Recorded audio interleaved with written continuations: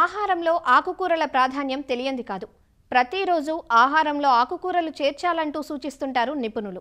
తోటకూర, పాలకూర, గోంగూర, చుక్కకూర, బచ్చలికూర, కొత్తిమీర, పుదీనా వంటి ఆకుకూరలను నిత్యం వాడుతూ ఉంటాం. ఆకుకూరల్లో పుదీనా ప్రత్యేకతే వేరు. పుదీనాలో ఔషధ గుణాలెన్నో ఉన్నాయి. దీని ఆకులను వంటకాల్లో సువాసన కోసం సుగంధ ద్రవ్యంగాను, పచ్చళ్ల తయారీ, సలాడ్లలో వాడుతుంటారు.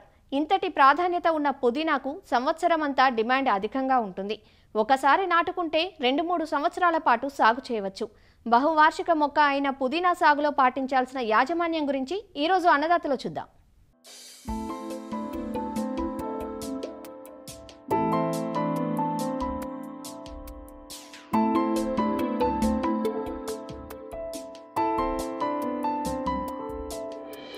పుదీనా మొక్క సుమారు 40 సెంటీమీటర్ల ఎత్తు పెరుగుతుంది. ఆకులు గుండ్రంగా, ఆకుల పైభాగం మందంగా, ముదురు ఆకుపచ్చ రంగులో ఉంటాయి. ఇందులో మెంథాల్ అనే సుగంధ నూనె చాలా తక్కువ పరిమాణంలో ఉంటుంది. కార్బోస్ అనే సుగంధ పదార్థం ఎక్కువగా ఉండి సువాసనను, ప్రత్యేకమైన రుచిని కలిగిస్తుంది. పుదీనా ఆకులు, కాండం నుంచి తీసిన నూనెను మెంథాల్ అంటారు. మెంథాల్ను ఎక్కువగా ఔషధాల తయారీలో వాడుతూ ఉంటారు. మెంథాల్ నూనె శాతం ఆకుల్లో 0.3 నుంచి 0.8 వరకు, కాండంలో 0.1% వరకు ఉంటుంది. అయితే సాధారణంగా మనం ఆకు కోసం సాగు చేసే పుదీనాను నూనె కోసం అంతగా ఉపయోగించరు.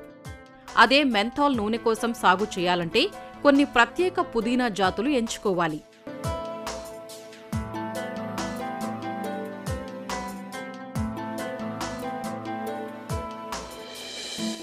ప్రధానంగా 4 రకాలు ఉంటాయి. అవి Japanese mint, pepper mint, spear mint, bergamot mint. వీటిలో గుర్తింపు పొందిన శివాలిక్, హిమాలయ, కోసి, సిక్టమ్ రకాలను మాత్రమే నూనె కోసం సాగు చేస్తారు. ఆకు కోసం సాగు చేసేటప్పుడు పుదీనాకు ఉష్ణ, సమశీతోష్ణ ప్రాంతాలు అనువుగా ఉంటాయి. ముఖ్యంగా ఉష్ణోగ్రత 20 నుంచి 25 డిగ్రీలు ఉంటే పెరుగుదల బాగుంటుంది. నూనె కోసం అయితే ఎత్తైన చల్లని ప్రాంతాలు అనుకూలంగా ఉంటాయి. ఆకుకూర కోసం పుదీనా సాగు ఎలా చేపట్టాలో చూద్దాం. ఆకుకూర కోసం సంవత్సరం పొడవునా పుదీనాను నాటుకోవచ్చు.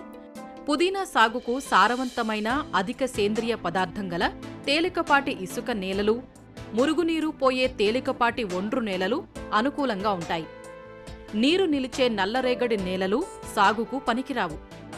ఉదజని సూచిక 6 నుంచి 7.5 ఉన్న నేలలు పుదీనాకు అత్యంత అనుకూలం. పుదీనాను వేర్ల ద్వారా, కాండం ముక్కలను నాటటం ద్వారా సాగు చేయవచ్చు. 2 నుంచి 3 కణుపులు కలిగిన కాండం ముక్కలను ఎన్నుకోవాలి. ఎకరాకు 3 నుంచి 4 క్వింటాళ్ల కాండం ముక్కలు అవసరమవుతాయి. ముందుగా పొలాన్ని 4-5 సార్లు మెత్తగా దున్నుకోవాలి. పొలాన్ని మళ్లుగా చేసుకుని నాటుకోవడం మేలు. ఎంచుకున్న కాండం ముక్కలను శుద్ధి చేయాలి. ఇందుకోసం కార్బండిజం 1 గ్రాము లేదా కాప్టాన్ లేదా కాపరాక్సీ క్లోరైడ్ 3 గ్రాములు లీటరు నీటికి కలిపిన ద్రావణంలో 10 నిమిషాల పాటు ముంచి నాటుకోవడం ద్వారా పుదీనాకు ప్రధాన సమస్య అయిన వేరుకుళ్లును సమర్థవంతంగా నిరోధించవచ్చు.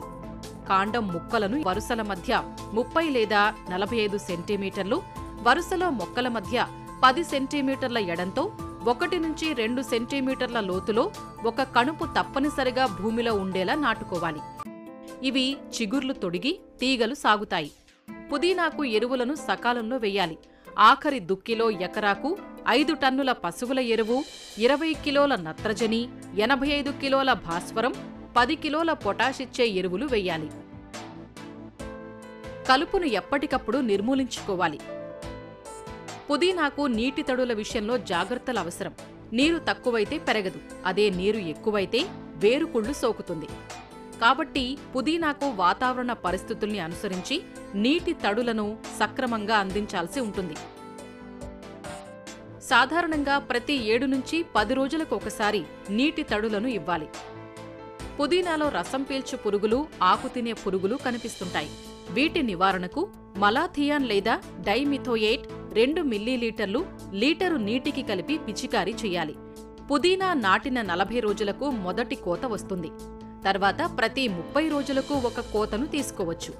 కోసిన పుదీనాను చిన్న చిన్న కట్టలుగా కట్టుకోవాలి. ఎకరాకు సుమారుగా 80,000 కట్టలు వస్తాయి.